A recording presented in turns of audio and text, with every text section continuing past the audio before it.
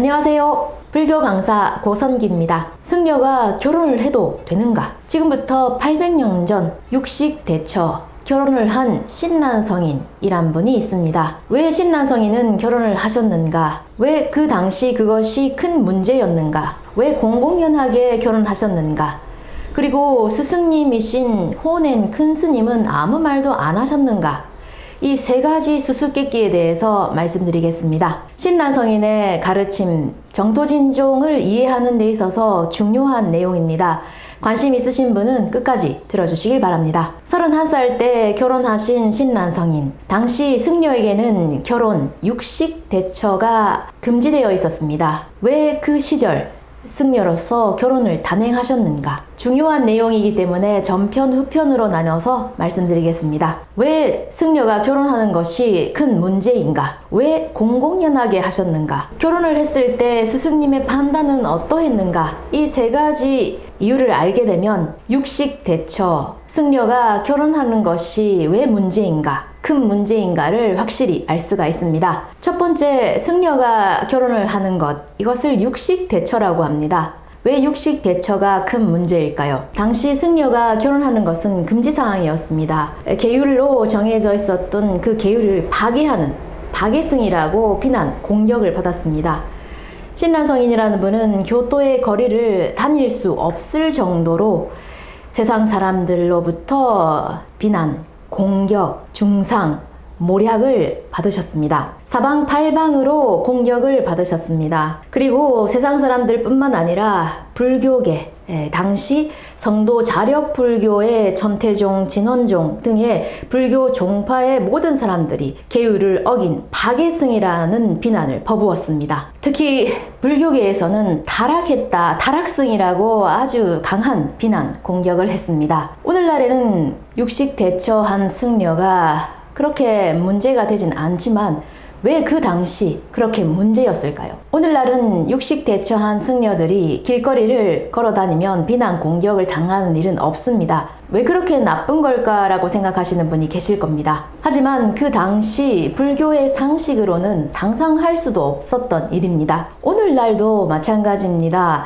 불교 국가라고 불리워지는 대만 같은 나라에서는 승려가 결혼을 한다는 것은 있을 수가 없는 일입니다. 대만에 어떤 분이 일본으로 관광을 와서 일본 절에 갔다고 합니다. 그런데 일본 절에 승려가 결혼을 해서 가정이 있습니다. 그 대만 분이 왜 승려가 결혼을 하고 가정이 있고 자식이 있냐고 그 가이드 하시는 분에게 물었다고 합니다. 그 가이드 하신 분은 어떻게 답할 수가 없어서 곤란했다라는 것을 들은 적이 있습니다. 지금도 불교 국가에서는 승려가 결혼한다는 것은 있을 수 없는 일이다. 왜 승려가 결혼을 하는가 이해를 하지 못하는 사람이 많습니다. 하지만 일본의 정토진종을 여신 신난성인은 가마쿠라 시대 때 결혼하십니다. 그 뒤로 무로마치 시대에 그 정토진종을 일본 전국에 널리 전하신 렌요상인이란 분은 정토진종을 일본 최대의 불교 종파로 만들었습니다. 그래서 지금은 일본에서는 여러 가지 불교 종파 승려도 결혼을 하는 것이 그렇게 이상한 것은 아니고 많은 사람들이 결혼을 합니다. 어떻게 보면 신난성인이라는 분은 그 당시 이 세계관, 불교관을 바꿔버린 분이라고 할 수 있는 아주 드문 분입니다. 그래서 오늘날 결혼하는 승려는 그렇게 드물지는 않습니다. 일본에서는 당연한 일이지만 세계를 둘러보면 아직도 승려가 결혼한다는 것은 있을 수 없다, 이해가 안 간다라고 생각하는 나라도 많습니다. 800년 전 당시 신난성인이 결혼하셨을 때도 승려가 결혼한다는 것은 있을 수 없는 일이었습니다. 그래서 신난성인은 타락한 타락승, 불교의 계율을 파괴한 파괴승, 그리고 여색을 탐하는 중, 타락한 중이라고 비난, 공격을 받았습니다. 희예산의 천태종이나 아니면 고야산의 진원종, 성도 자력불교를 하는 사람은 고기를 먹지 않고 결혼도 하지 않고 그리고 독신의 남자가 산으로 들어가서 열심히 수행을 해서 불도를 닦는 것이 불교라고 그 당시 사람들은 생각했기 때문에 불교계의 사람들은 물론이거니와 세상 사람들조차도 신란성인에 대한 비난은 대단했습니다. 불교에 관한 어려운 그런 내용은 모르더라도 적어도 승려가 결혼을 하거나 아니면 고기를 먹어서는 안 된다는 것쯤은 알고 있다. 그래서 그런 승려가 육식대처 결혼을 한다니 이것이 웬 말이냐라고 세상 사람들이 신란성인에게 아주 맹렬한 비난을 쏟아부었습니다. 지금은 승려가 결혼을 한다는 것은 그렇게 큰 문제가 되지는 않습니다만 그 당시 승려가 결혼을 한다는 것은 아주 큰 대단한 문제였습니다. 먼저 이 점을 알아주셨으면 합니다. 그리고 두 번째 이유는 왜 결혼을 하셨는데 그 결혼을 공공연하게 하셨는가입니다. 어떤 사람은 말합니다. 신란성인께서 진짜 고기를 먹고 싶었고 진짜 좋아하는 여인이 있었다.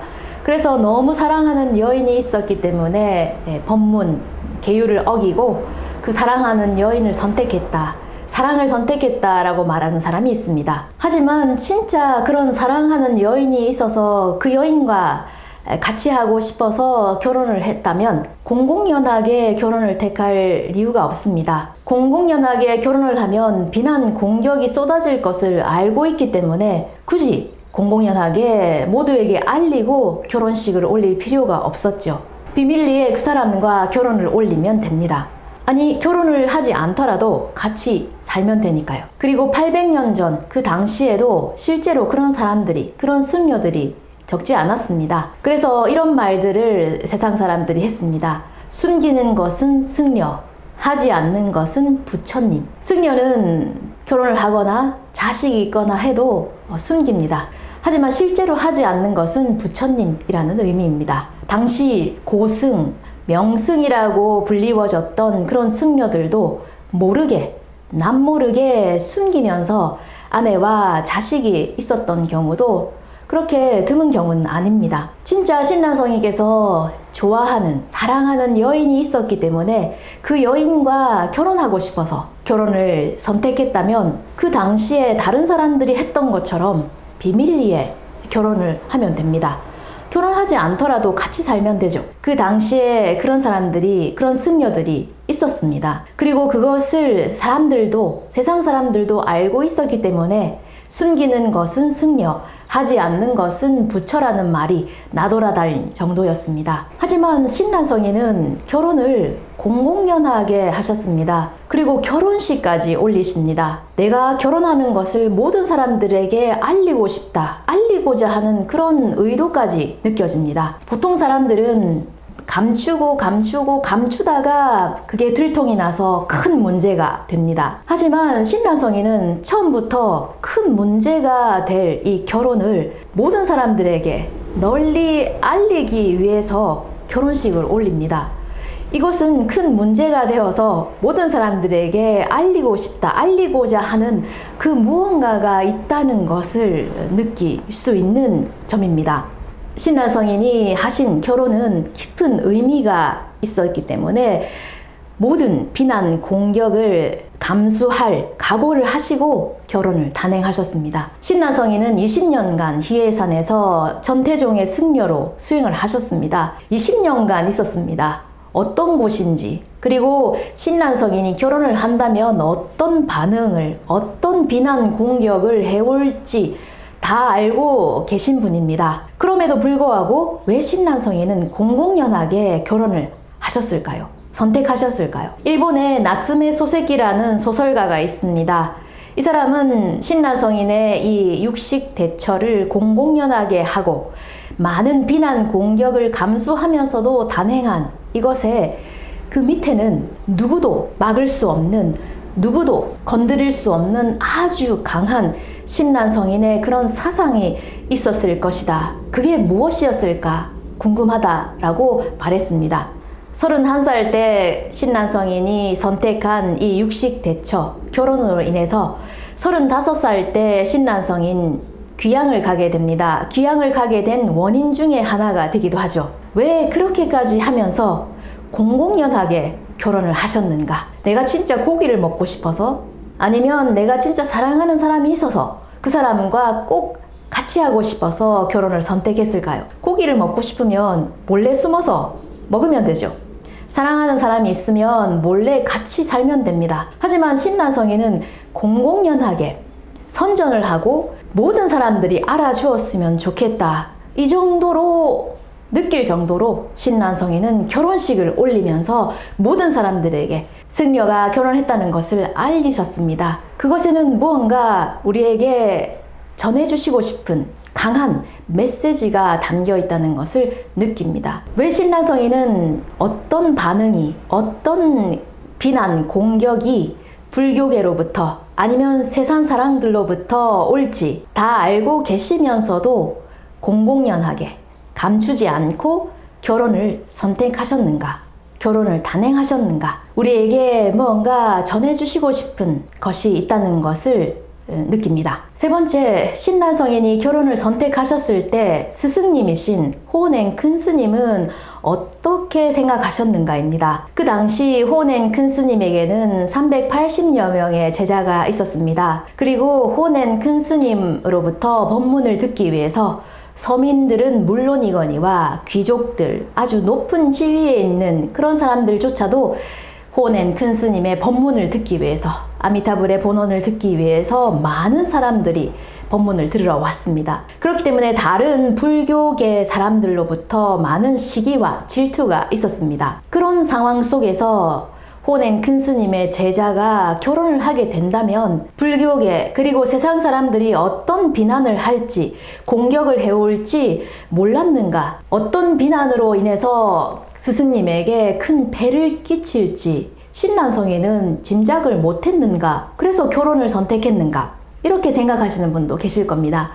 실제로 호낸 큰스님의 제자 중에서, 그러니까 신랑성인과 친구 사이에 있는 그런 사람들 중에서도 왜 이럴 때 결혼을 선택하는가? 결혼을 선택한다면 세상 사람들로부터 아니면 다른 큰 불교 종파, 불교계로부터 많은 공격을, 비난을 받을 것이 분명함에도 불구하고 왜 결혼을 하려고 하는 걸까? 이렇게 말하는 사람도 있었습니다. 신랑성인도 그것을 모르실 리 없었겠죠. 다른 불교계 사람들이 어떤 짓을 할지 모르는 그런 상황이었습니다. 그럼 스승님이신 호낸 큰스님은 이 신랑성인의 결혼에 대해서 어떻게 생각하고 계셨는가요? 사실은 이 결혼을 권해주신 것은 바로 호낸 큰스님입니다. 스승님이죠. 당시 호낸 큰스님으로부터 법문을 듣고 있었던 사람 중에 관백, 구조 가네자네라는 사람이 있습니다. 관백이라고 하는 것은 요즘으로 말하면 총리에 해당하는 직책입니다. 그 사람에게는 딸이 있었습니다. 그래서 그 관백, 구조 가네자네라는 사람이 호낸 큰스님에게 제자 중에 한 분과 딸을 이어주고 싶다고 말을 했습니다. 호낸 큰스님은 흔쾌히 승낙을 하시고 신랑성인에게 타마히라는 딸과 결혼하는 것은 어떠냐고 권하십니다. 스승님의 권유로 인해서 신랑성인은 타마히라는 사람과 결혼을 하게 됩니다. 어떻게 보면 이 승려의 공공연한 결혼은 스승님이신 호낸 큰스님과 신랑성인 이 두 분의 결단, 각오라고 볼 수가 있습니다. 호낸 큰스님은 천태종 승려로서 27년간 희해산에서 불도 수행을 하신 분입니다. 신랑성인은 20년간입니다.